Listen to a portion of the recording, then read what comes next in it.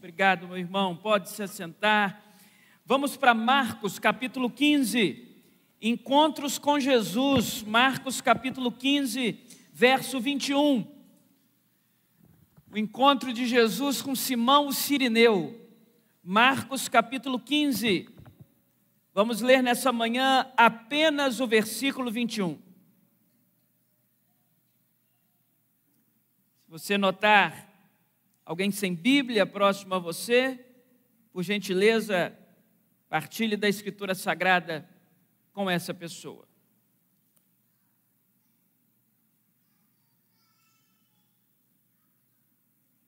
Marcos 15, 21. Diz assim a palavra de Deus: e obrigaram a Simão Cirineu, que passava, vindo do campo, pai de Alexandre e de Rufo, a carregar-lhe a cruz. Vamos ler todos juntos? E obrigaram a Simão Cirineu, que passava, vindo do campo, pai de Alexandre e de Rufo, a carregar-lhe a cruz. Em março de 1990, as pessoas que estavam em franca atividade produtiva nesse país tiveram um susto. Recuperados depois de alguns anos daquilo que ficou conhecido como Plano Bresser no governo do Sarney, que foi mal logrado, não resolveu nada, o então presidente Collor, que foi eleito como um caçador de marajás, um jovem talentoso, que gravou vídeos correndo pelas quadras de Brasília. Ele então é eleito, e diante da grave e grandiosa inflação que vivia esse país, ele tem uma ideia, a fim de abaixar algumas métricas inflacionárias, ele confisca a poupança do povo.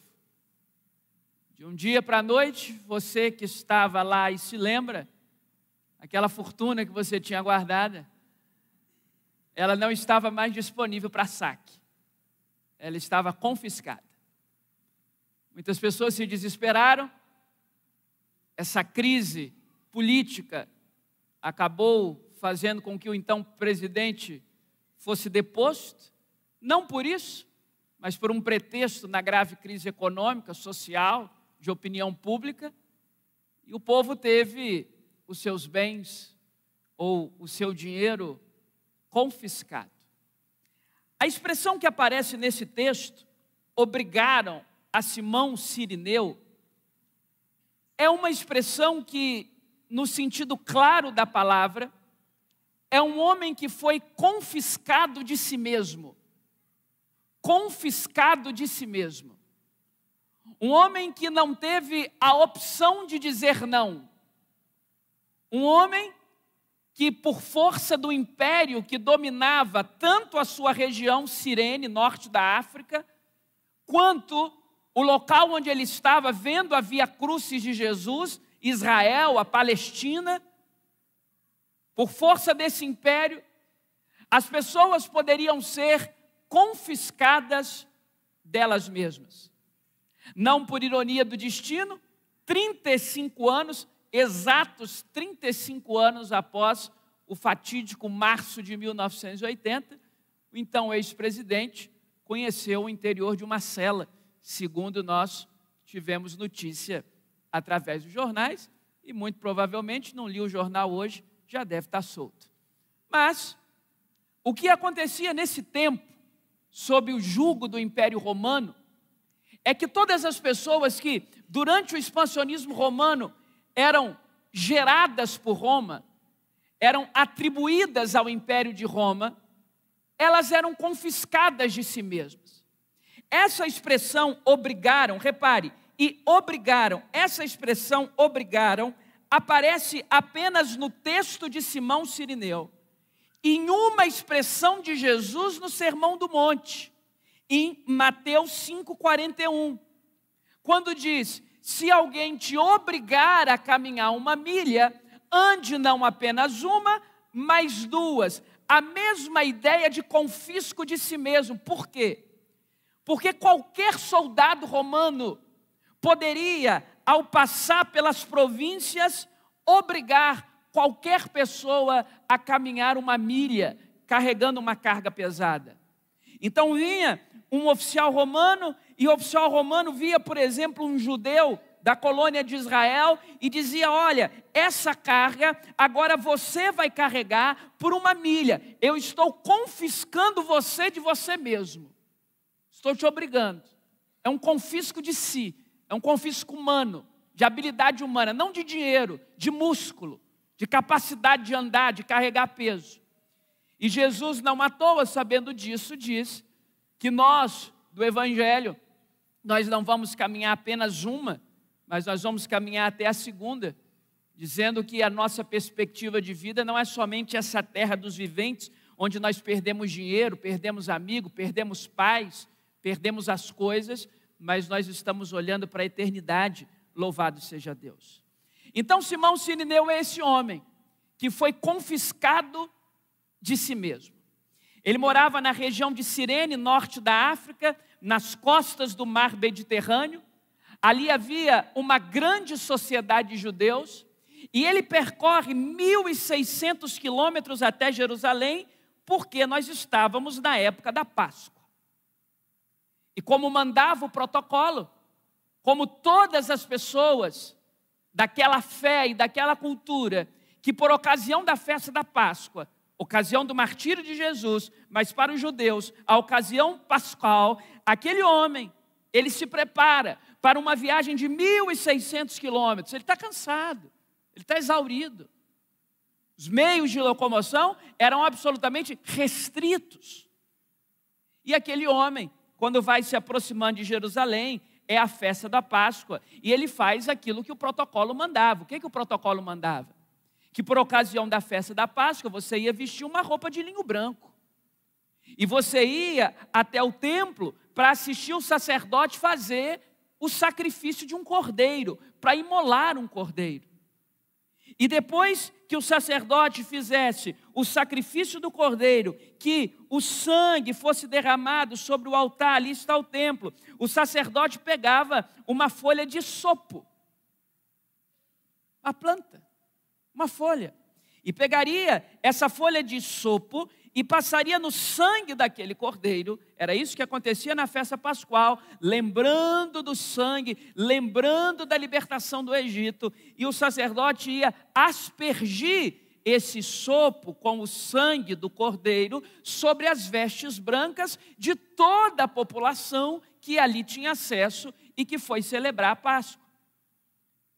E o costume da época era que, uma vez aspergido o sangue daquele cordeiro que o sacerdote matou em sacrifício, em holocausto, aquela roupa não era mais uma roupa qualquer, porque aquela roupa simbolizava o grande feito da libertação e mais, virava uma espécie de souvenir, de lembrança de que nós estivemos em Jerusalém na festa da Páscoa.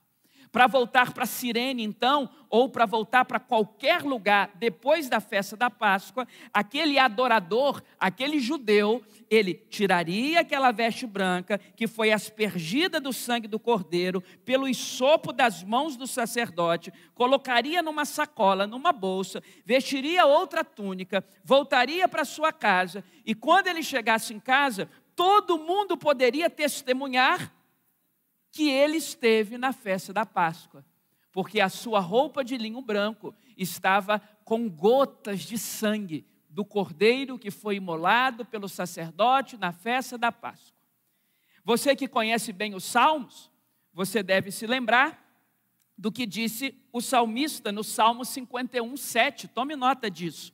Purifica-me com hisopo e ficarei puro.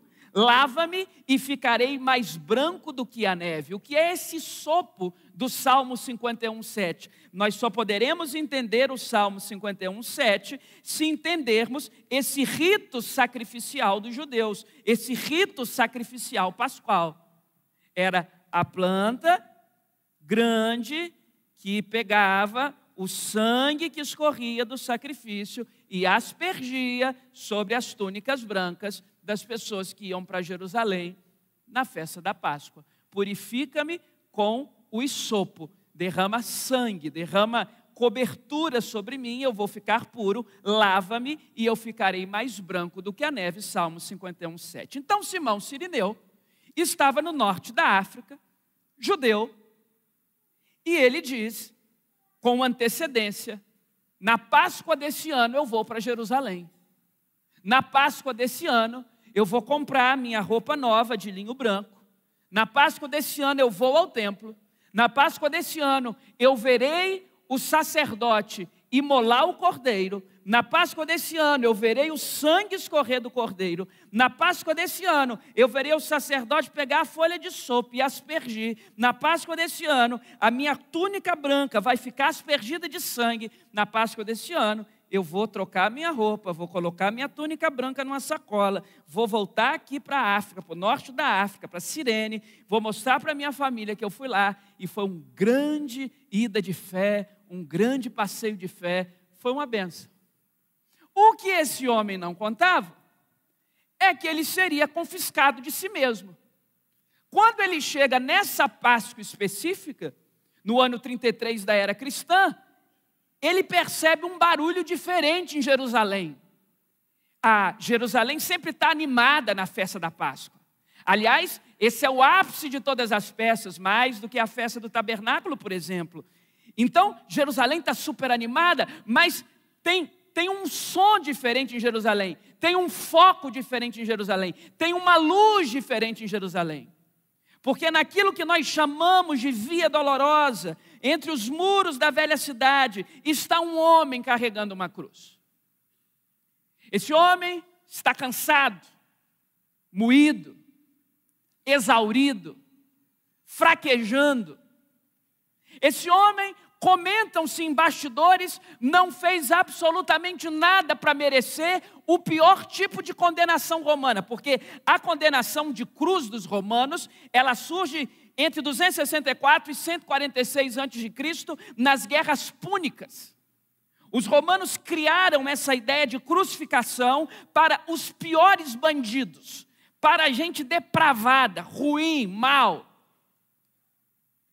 Seriam hoje aqueles crimes que mais enojam o nosso coração, um pedófilo, um abusador. É para isso a crucificação daquele tempo. Para a gente que comete crime que afeta a moral popular, que afeta a moral da família, que afeta a nossa alma, que você assiste e você vê como pode um ser humano fazer um negócio desse. Era para isso que os romanos usavam a crucificação. E havia então um cochicho em Jerusalém, porque apesar daqueles que disseram crucifica, ou crucifica, ou crucifica, claro que tinha uma meia dúzia que sabia que aquele homem não fez nada, que aquele homem vivia de fazer o bem, que aquele homem vivia de pregar boas palavras, que aquele homem deu vista aos cegos, que aquele homem levantou os coxos, que aquele homem expulsou demônios. Aquele homem era Jesus. E ele estava naquela via, empurrando a sua cruz, levando a sua cruz, chicote, cuspe, o abandono dos seus discípulos. E chega o momento da sua via crucis, que Jesus, o homem, fraqueja e tomba. As mãos que criaram o universo estão sem força para carregar a própria cruz. As mãos que criaram todo mundo estão trêmulas, sem a capacidade de suportar o peso daquele madeiro. As mãos que do nada fizeram tudo, as mãos que fizeram os firmamentos, as mãos que deu ordem às estrelas. Nós temos mais estrelas nos céus do que grãos de areia na praia. As mãos que fizeram os grãos de areia da praia, as mãos que fizeram as estrelas dos céus, não aguentaram segurar um madeiro de, 40 quilos. E ele tomba. E o problema é que se ele tomba e morre ali, o plano do Sinédrio, o plano dos religiosos judaicos, o plano de Roma seria frustrado, porque eles queriam humilhação. Eles queriam ele pendurado no madeiro, pendurado no Gólgota, pendurado no Monte Caveira. Olha o nome do monte, Caveira, Gólgota. Ele queria pendurado lá. Então, quando ele fraqueja e cai, Os soldados romanos falam, esse homem não pode morrer aqui. Porque se morrer aqui não foi humilhado ainda o suficiente. Morrer aqui agora não vai. A gente precisa humilhar esse homem. Ele precisa ser pendurado no madeiro, ele precisa ainda ser mais cuspido, ele precisa ainda ser mais chicoteado. Nós precisamos colocar uma plaquinha dizendo, está aí o rei dos judeus. César não é o rei, não? Então está aqui o rei de vocês. Ele precisa ser humilhado. Então, não existe a menor hipótese da gente deixar esse homem aqui. Ressuscita esse cidadão aqui antes. Dá choque, sei lá. Como é o nome daquele negócio? Você precisa virar para a boca. Vai lá. Dá um jeito. Dá um jeito. E quando Jesus está totalmente desfalecido, sem força para carregar a cruz, o soldado romano faz uso de um princípio de Roma. Qual é o princípio? O confisco de si mesmo. Ele olha para um homem, Simão Cirineu, do norte da África. Você, vem cá, ajuda. Ele não vai morrer, não. Ele não vai fraquejar aqui, não. Ele precisa seguir até o Monte Caveira. A gente precisa dar mais chibatada ali. Não está na hora dele morrer, não. Ele não apanhou o suficiente, não. Segura ele aqui. Pega um pedaço da madeira. Vai levando. Confisca o camarada de si mesmo. E ele ajuda Jesus a carregar a sua cruz. E vai. É interessante que o Simão que prometeu estar com Jesus a vida toda era o Simão Pedro. Fugiu, covarde. E o Simão que o ajudou a carregar a cruz era um Simão lá do norte da África, de Cirene, que nunca tinha visto Jesus. E vai o Simão, Cirineu, carregando.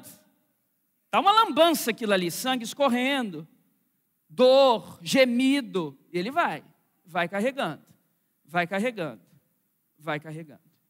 Bem, o que difere esse encontro com Jesus de todos os encontros com Jesus que nós pregamos nessa série até agora?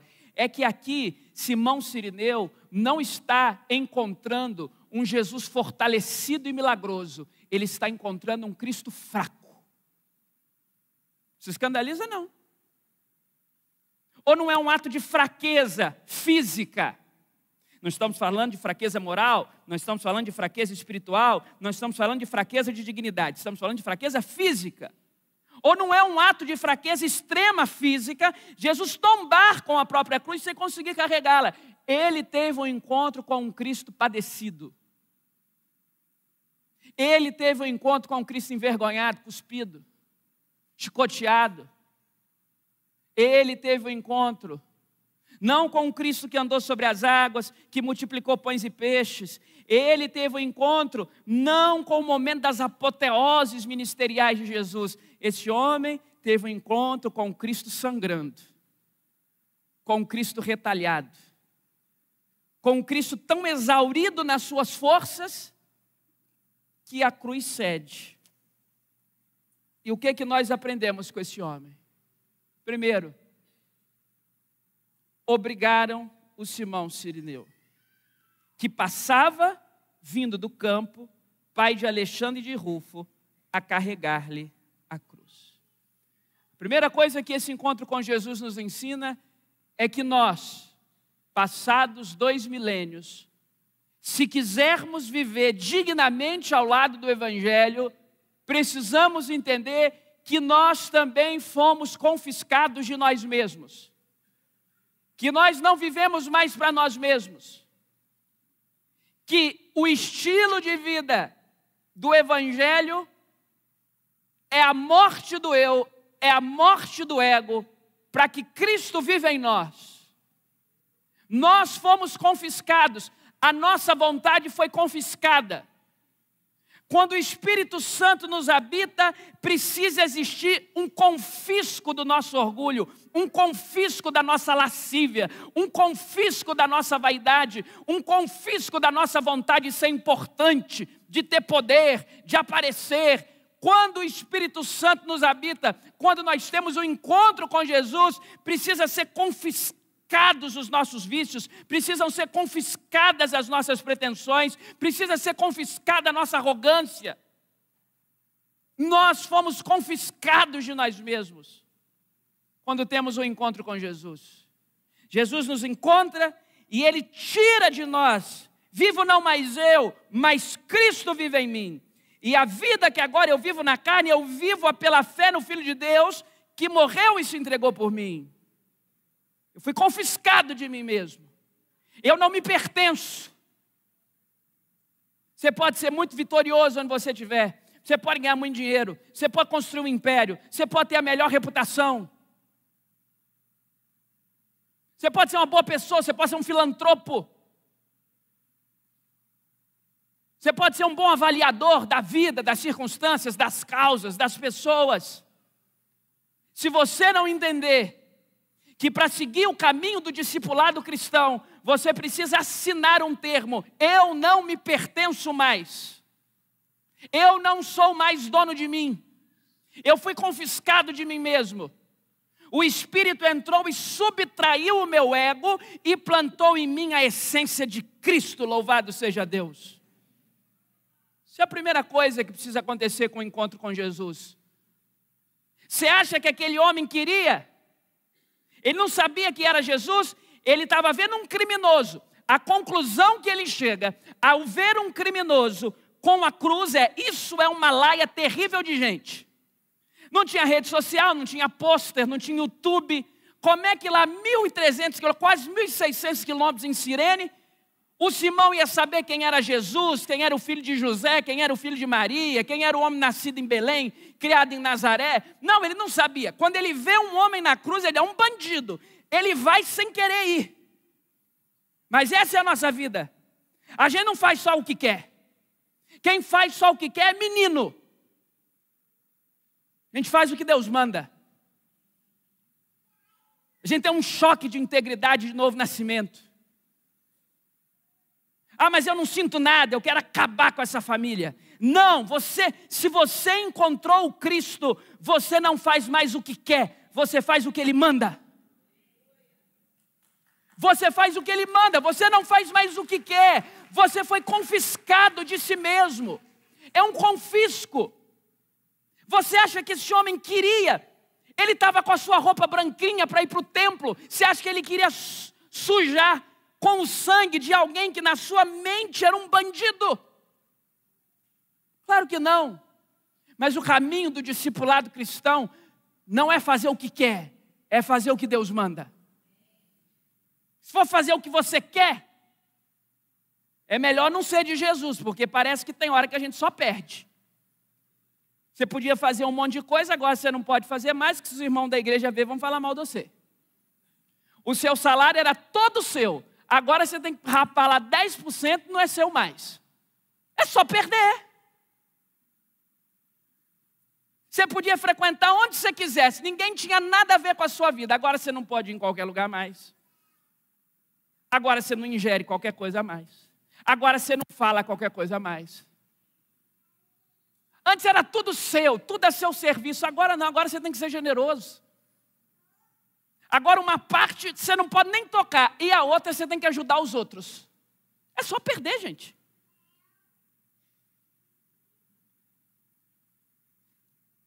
Na lógica humana. Mas na lógica divina, quem quiser ganhar a sua vida, perdê-la. Nós fomos confiscados de nós mesmos. A gente não faz o que quer, a gente faz o que Deus manda. A gente não faz o que dá na telha, a gente não faz o que tem vontade. A gente não seleciona os princípios da Escritura que nos fazem bem. A gente cumpre o que Deus quer. Um encontro com Jesus nos confisca de nós mesmos. Um encontro com Jesus retira de nós o que nós somos e coloca em nós o Espírito Santo. Simão Cirineu fez o que não queria fazer, mas quem disse que nessa vida a gente só faz o que quer? Segundo, o encontro com Jesus marca a vida da sua família. Obrigaram Simão Cirineu, que passava vindo do campo, ele era pai de quem? Sua Bíblia está aberta, irmão? Estou quase acabando. Pai do Alexandre e do Rufo. Vamos lá para Romanos 16, 13. Romanos 16, 13 diz assim: saudai Rufo, eleito no Senhor, e igualmente a sua mãe, que também tem sido uma mãe para mim. Saudai, palavras de Paulo, o apóstolo à igreja. aos romanos: saudai Rufo, eleito no Senhor, e igualmente a sua mãe, que também tem sido mãe para mim. Olha só, esse homem está lá, 1.000 e tantos quilômetros longe de Jerusalém. Ele sabe quem é Jesus? Ele professa a fé judaica. Ele está indo lá fazer o negócio da Páscoa. Nós nunca mais vamos ouvir falar desse homem, porque só tem esse versículo na Bíblia e nos evangelhos correlatos sobre ele. Mas Paulo diz que o filho dele, o Rufo, é um eleito no Senhor. E que a mãe do Rufo, isto é, a mulher de Simão, o Cirineu, é como uma mãe para o apóstolo Paulo. Em outras palavras, apesar da Bíblia não contar a história desse homem, esse texto nos ensina que esse homem não apenas se converteu, como a casa dele virou uma bênção. O encontro dele com Jesus foi uma coisa tão marcante, tão especial, que não apenas ele se converte, mas a mulher dele é uma mãe para o apóstolo Paulo. O filho dele é um cooperador do evangelho. Ele sai de Cirene sem nem saber o que é evangelho. Ele sai de lá como um bom judeu para ir para o templo, festa da Páscoa, mas ele volta carregando a boa semente no seu coração. Ele volta carregando a palavra no seu coração, e quando ele chega em casa, ele diz: eu ajudei um sujeito. Quando eu olhei, eu achava que era um bandido, mas depois eu percebi que era o Filho de Deus. Deixa eu contar uma coisa para vocês, família. Eu conheci o Filho de Deus. Vocês precisam conhecer também mulher. Mulher, é o seguinte: o Filho de Deus, ele existe. Não precisa ficar igual esse pessoal aí esperando o Messias, não. O Messias já veio, mulher. É mesmo, marido? Já. Porque entra o terceiro e último ponto.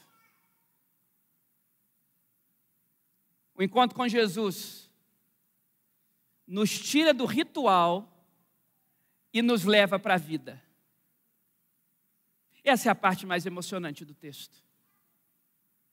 Nos confisca de nós mesmos, abençoa a nossa família e nos tira do ritual e nos leva para a vida. Porque agora a mulher do Simão e os filhinhos lá, o Alexandre e o Rufo, querem saber: me prova. Que conversa é essa, papai? A gente conhece a Torá. O Messias ainda não veio. Eu provo. Aí ele tira da sacolinha dele a veste branca. Só que a veste branca, dessa vez, não está só aspergida com isopo, com um pouquinho de sangue de um cordeiro. Ela está encharcada de sangue. Mas por que ela está encharcada de sangue? Porque, lógico, ele ficou ali atrás de Jesus, ajudando a carregar a cruz, a roupinha branca dele ficou toda com sangue. Aí ele mostra para a família. Aí os filhos falam: papai, esse ano foi diferente, o sacerdote fez o quê? Jorrou sangue, não sei? Não é só umas pingadinhas? Não, meu filho. É porque eu fui para Jerusalém para receber gotas de um sangue de um cordeiro que o sacerdote mata. Mas quando eu cheguei lá, a minha roupa foi lavada pelo sangue do Cordeiro, Filho de Deus, que tira o pecado do mundo. Louvado seja o nome de Jesus. Ele volta dali com a sua roupa encharcada, não pelo sangue de um animal que o sacerdote matou. Ele volta com as suas vestes brancas, lavadas pelo sangue do Cordeiro, redimidas pelo sangue do Cordeiro, purificadas pelo sangue do Cordeiro. E ele mostra: está aqui minha esposa, está aqui meu filho, está aqui Alexandre, está aqui Rufo, está aqui minha esposa. Está vendo como esse ano papai voltou com o avental todo cheio de sangue? É porque dessa vez não foi um cordeiro, filho de um outro cordeirinho. Dessa vez foi o Cordeiro Santo, filho do próprio Deus. Aleluia, louvado seja o nome do Senhor. Ele é o Cordeiro de Deus que tira o pecado do mundo. O que isso significa? Que a nossa vida não pode ser um ritual apenas. Precisa ser de verdade. Às vezes você chegou aqui nesse culto de manhã para ser aspergido. Eu quero te dizer que Deus quer te banhar. Às vezes você chegou aqui nesse ritual religioso para cantar, para levantar a mão, para sentar e ouvir uma palavra, para ouvir o testemunho do que a igreja tem feito. Eu quero dizer para você: Deus tem mais para você. Ele não quer só te aspergir, Ele quer te banhar. Simão Cirineu tem a sua roupa toda coberta de sangue. E ele volta. Concluo. Ele chega em Jerusalém para entrar no templo. Mas ele toca naquele que é maior que o templo. Ele chega em Jerusalém para ser aspergido com gotas do sangue de um bicho. Mas ele é lavado pelo sangue puro do Cordeiro. Que esse encontro com Jesus te faça lembrar que Ele sempre nos surpreende. Que às vezes a gente chega na igreja esperando uma coisa e Deus tem algo muito melhor. Às vezes você chega para cumprir um rito e Deus quer te dar vida. Às vezes você chega para cumprir um protocolo e Deus quer te dar vida. Ele foi cumprir um protocolo, mas ele voltou coberto com o sangue vivo. Que essa mensagem nos encante todos os dias. Que o Evangelho pulse no nosso coração. E que você entenda que ninguém gosta de ter dinheiro confiscado da conta. Dizem que depois de março de 1990,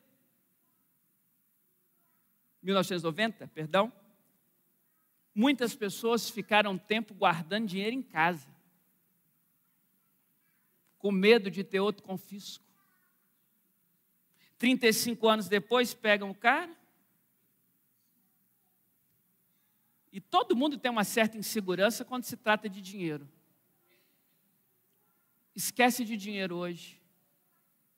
Lembra que o principal confisco da história não foi feito por um governante, foi feito pelo próprio Deus. Ele me confiscou de mim. Vivo não mais eu, mas Ele vive aqui dentro.